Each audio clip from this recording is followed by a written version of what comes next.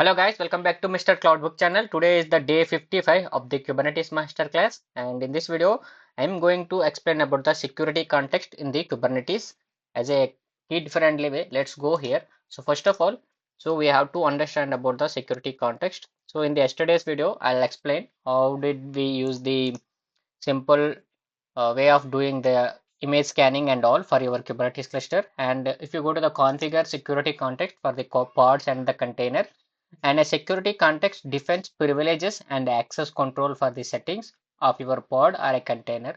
Security context gettings include but are not limited to. Okay, so if you see this allow privileged escalation, so you will see like that I have a capsys admin like that, read only root file. You maybe don't understand it proper way, right? So let's talk in a simple way. So imagine you are playing with a toys and one of them is the robot.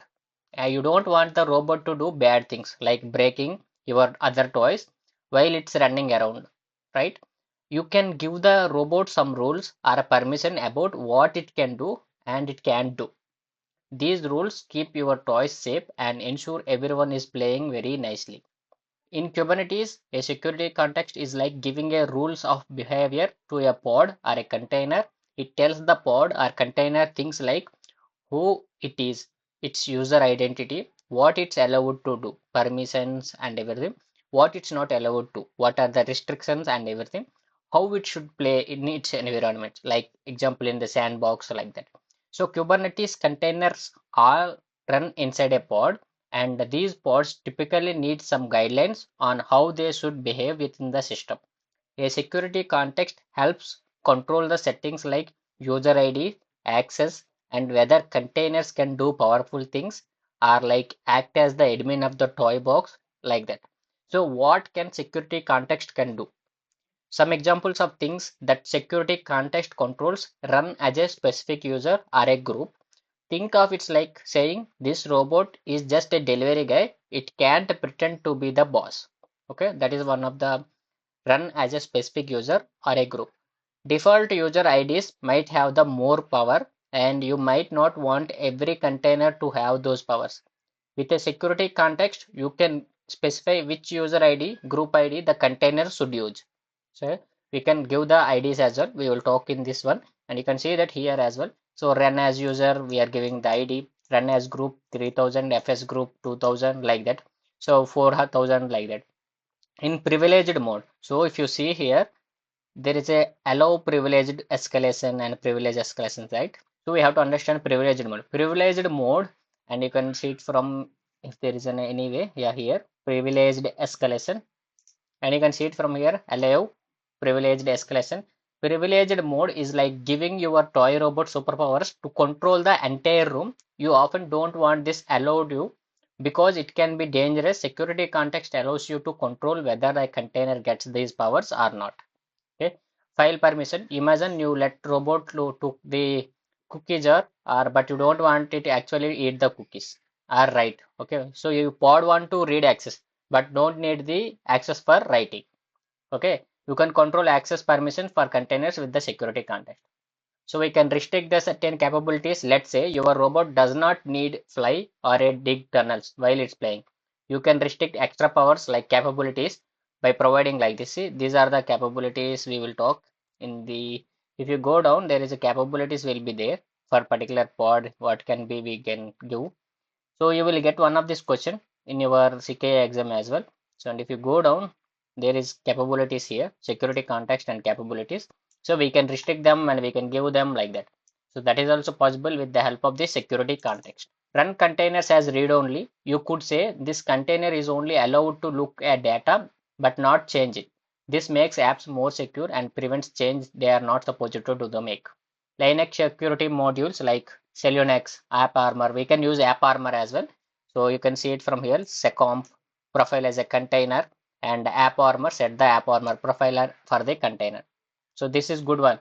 Okay, these are like extra super special safety rules protecting toys. A security context can help ensure these rules are applied. So these are the examples we will use here. So don't need to worry about it and simply we will understand. So this is a simple pod actually. Just what we are adding this. This is simple command. and we are adding security context and security context here. So we are giving whole pod security context, and we are giving the security context to the container as well. So here we can provide like this. So the container will run as a non-root user with the user ID 1000. So if you are providing the user as a 1000 means this is non-root user. If you are not giving anything, so it will take the root user. Okay, and the group 3000. Okay, this is the ID for group. This is also non-root user. This is a safer than allowing it to run as a root, which has a too much power. Okay, at that time we have to use this. Okay, so we don't provide the root user for your pod. Give them. This is the non-root user ID 1000. Okay, read-only file system. We can give the security context inside the container. We can give the read-only root file system as well. Why security context is very important. Okay, just like setting the rules helps keep your toys safe, security context helps secure our Kubernetes cluster. Okay, reducing the risk of containers doing the things you didn't plan for. So preventing the someone from misusing container attack for your system like that. So what are these 1000 and 2000 and 4000? So netadmin and sysadmin app armor, right? I will talk about it. So these numbers represent the user IDs and group IDs, GIDs, UIDs in the Linux.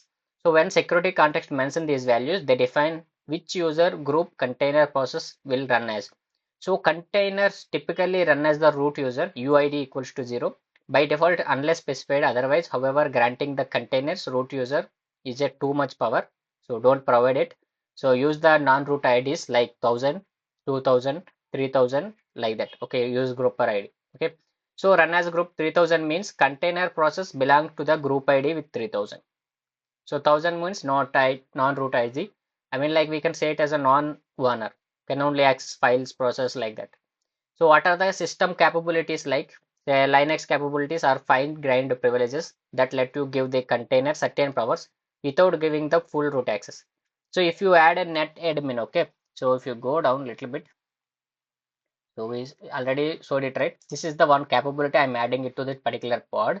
So net admin means it allows the container to manage the configured network settings. So I'm giving this particular container network capabilities. Okay, like enabling, disabling the IP addresses, IP settings like that. Okay, a network management application. NetAdmin means.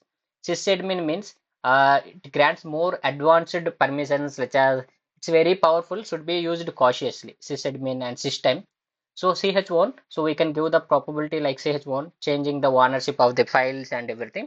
We can add that particular kind of capabilities. This is under comes with the security context, setup UID and everything. Okay, so you can add anything you want here.